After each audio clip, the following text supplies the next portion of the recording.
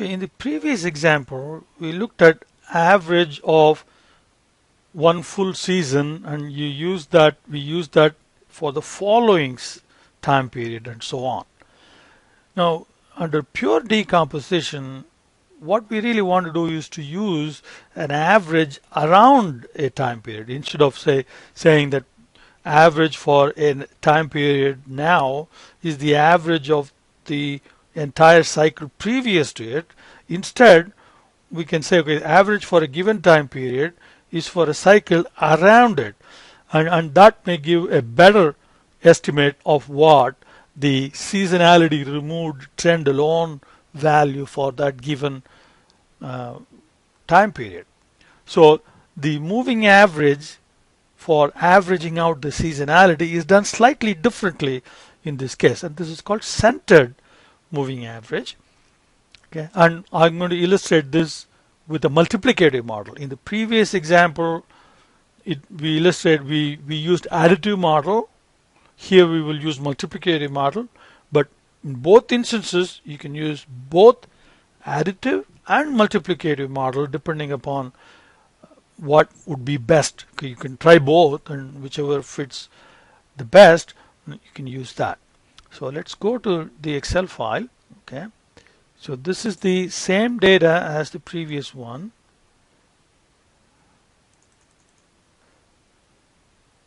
Okay, now here remember, for averaging out the seasonality, we average the entire one full year's worth of data and put that here. But instead, what we're going to do in this approach is we're going to average, all right, but we're not going to put the average down to the next year, but we're going to try to center it.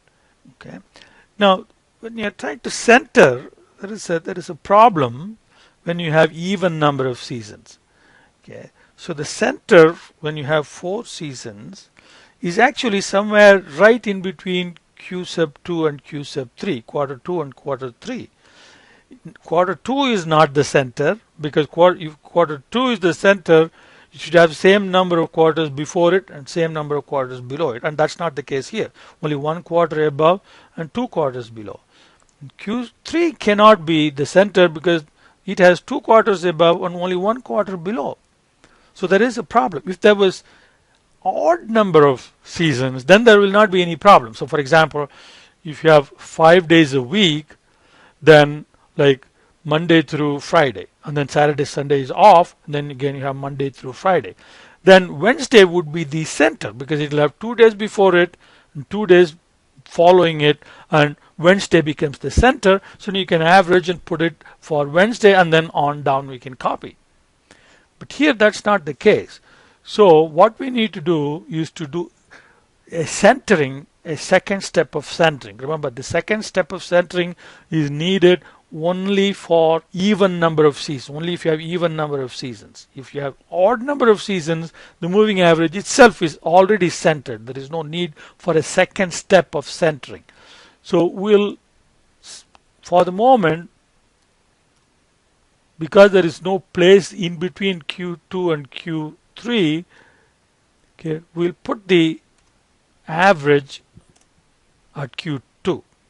Okay, now it goes all the way down up to there. Okay, remember, you need to go back all the way down and make sure that you're not overshooting or undershooting. So here, if you go up to here, you're overshooting.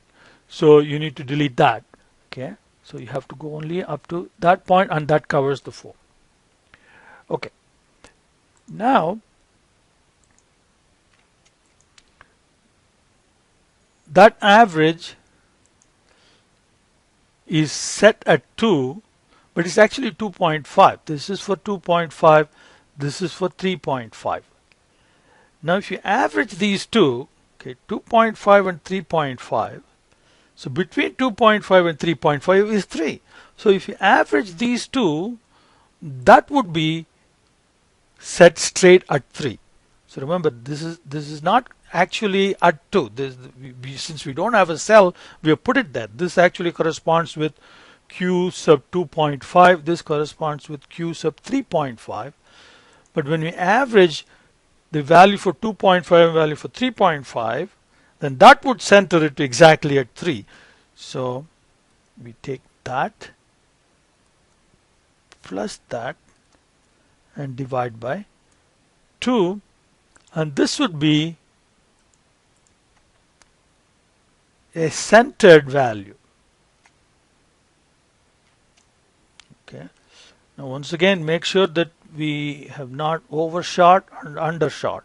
So this covers all the way up to the last average. So that's good. So let's clean up the format a little bit here. Okay, let's have one decimal place everywhere. Okay. Now we have centered moving average. Remember, if you have odd number of seasons, the moving average itself would be already centered. There is no second step needed. Okay. Now, the centered moving average is the series that has no seasonality. Okay, we have averaged out all the seasonalities. So this is the original series. This is the value without any seasonality. So now if we take the seasonality out of the series, this is without seasonality. So this is our trend. So if we take the trend out of that, we get the detrended value. Now since we're going to use multiplicative method here, so what we need to do is to take the actual series and you divide by the trend. So y divided by the trend value will give you the detrended or seasonality. Okay. Now we can copy that all the way, clean up the border mess.